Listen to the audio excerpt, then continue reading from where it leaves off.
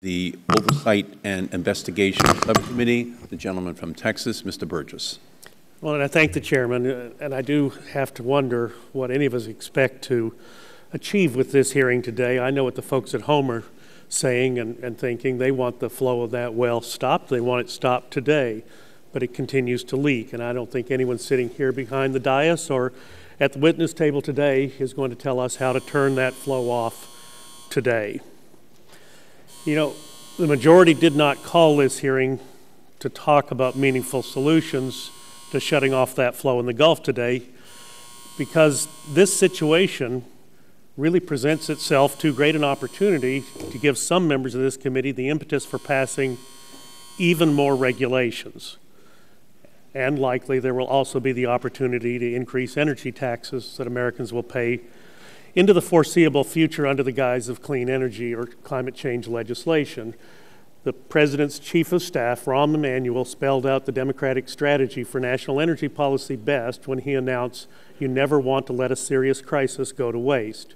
And this is a serious crisis. But in some ways, Mr. Chairman, this committee undermines its own credibility when it capitalizes on a tragedy, and this is a tragedy. 11 lives were lost.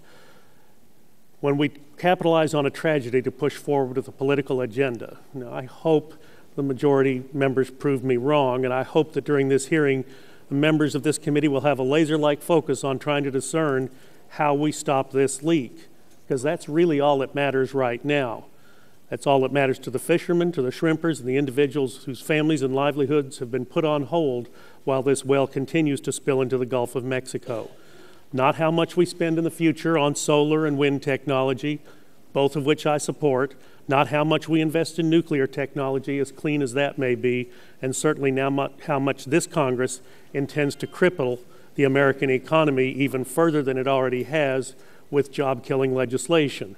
We've had those debates. We're going to have those debates in the future, but today, let's keep the focus where it belongs. And it's pretty simple.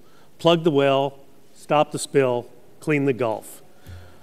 So, Mr. Chairman, I'm going to respectfully request, I know you've submitted a list of questions that you want the witnesses to answer. I'm going to ask them to include in their opening remarks what ideas they have that will stop the leak, because that's really the question that we want answered today. If this hearing is not about stopping the leak, then why are we here? In the alternative, if the witnesses today really don't have an answer to that question, then respectfully, one might suggest that this committee postpone the hearing until we have the witnesses in front of us who can answer that question. Finally, I believe the majority is looking at crafting legislation in response to the spill, and I'm concerned that this tragedy will leave Congress to do what it so often does and rush into writing legislation and with really no thought to what the consequences down the road will be.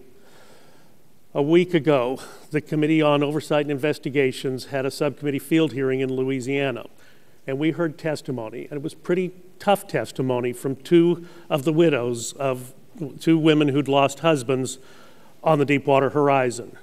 Both widows stated unequivocally that they believed that the current regulatory requirements for offshore drilling are more than sufficient to keep the men and women working on those offshore rigs safe.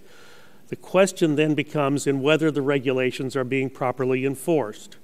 Mrs. Natalie Rashtoe told our committee, quote, "After all of the safety schools, meetings, fire drills, and safety regulations, I just knew he was safe." We need to focus on making safety the most important priority, not to focus on making more safety regulations, but on ways to effectively implement and use the ones already in place, close quote. Ms. Courtney Kemp followed with her statement, quote, "I'm not here today to suggest that Congress implement more safety regulations, but rather to encourage you to hold companies accountable for safety regulations that are already in place and merely neglected," close quote. And Ms. Kemp went on to say that offshore drilling accounts for 75 to 80% of all of the jobs in her little town in Louisiana. She said that less offshore drilling would devastate the local economies of not only coastal Louisiana, but also the economies of other Gulf Coast communities who rely on offshore drilling and oil rig jobs. Every job on the rig is responsible for 4 to 5 jobs onshore. When all of this is said and done, we need to find out why the agencies, why our federal agencies charged with enforcing safety regulations appeared to feel as if that job was unimportant. We need to find out why they were asleep at the switch.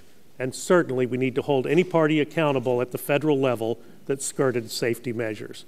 But first, we must stop the leak. Mr. Chairman, I'll yield back the balance of my time. We thank the chairman. The chair recognizes